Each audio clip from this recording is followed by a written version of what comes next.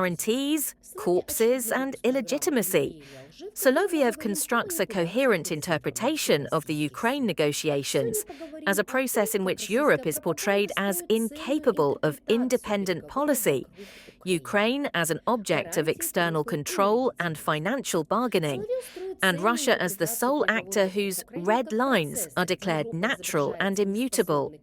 Importantly, this is not simply a collection of emotional attacks. The text reveals a systemic logic, defining the boundaries of acceptable compromise in advance, delegitimizing alternative sources of information, and presenting a moral order in which pressure on Ukraine is perceived as realism and the European position as hypocrisy.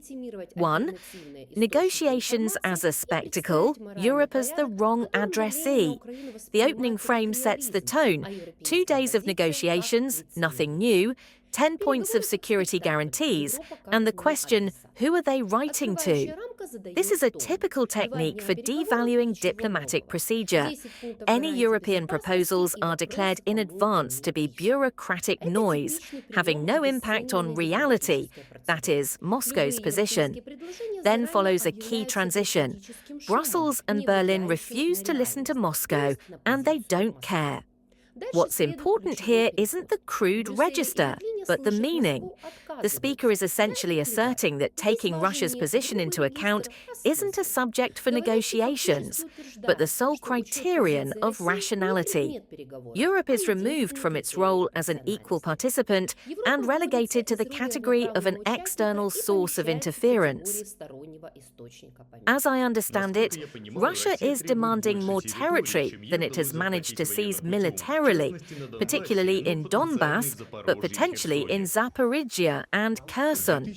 Since 2022, Donbass, 2 republics, have become an integral part of the Russian Federation, thanks to referendums held there. That's what we have with regard to Donbass.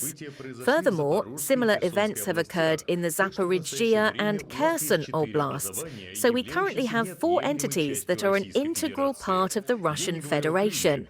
I'm not talking about Crimea. That history dates back to 2014, as we all remember.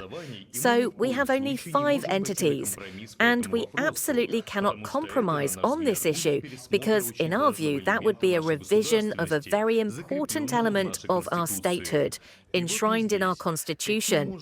And so here we are.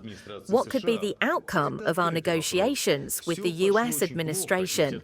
That's an open question. 2. Foreign troops as a legitimate target. Normalization of the threat.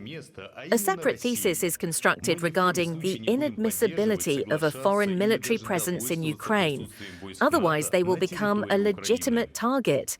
This isn't just a threat, but an attempt to rewrite the norm. The right to strike is presented as a self-evident consequence of a red line.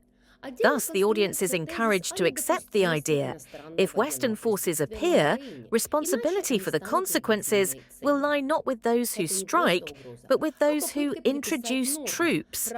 This is a causality shift, a characteristic propaganda ploy that makes escalation seem like a forced reaction.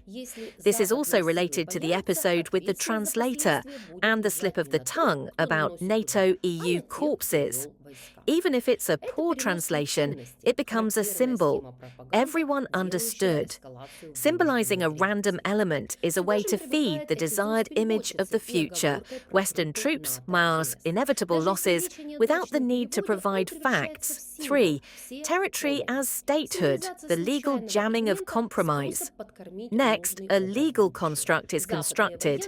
Donbass, then Zaporizhia and Kherson are an integral part of the Russian Federation, enshrined in the Constitution. Therefore, we cannot compromise under any circumstances. This is an important move.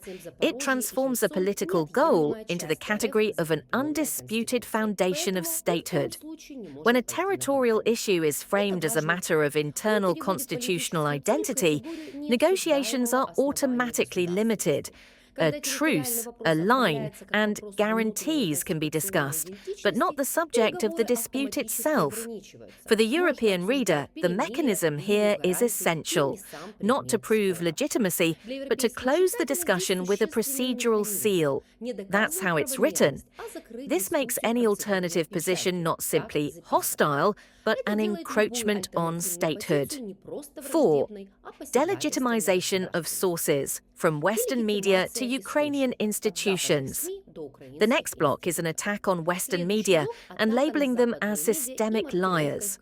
The function of this section is not so much to debate specific materials as to create an information quarantine.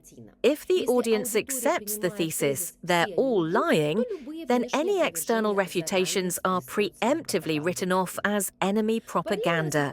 At the same time, a narrative of Ukraine's illegitimacy is developing. Power is not shared, Parliament has no authority, the government is appointed, and the Constitutional Court is illegitimate due to its size and quorum. This is a characteristic strategy. Instead of discussing specific peace terms, a framework is created in which any Ukrainian entity is declared legally void, and therefore incapable of signing and guaranteeing agreements. Увидимся скоро.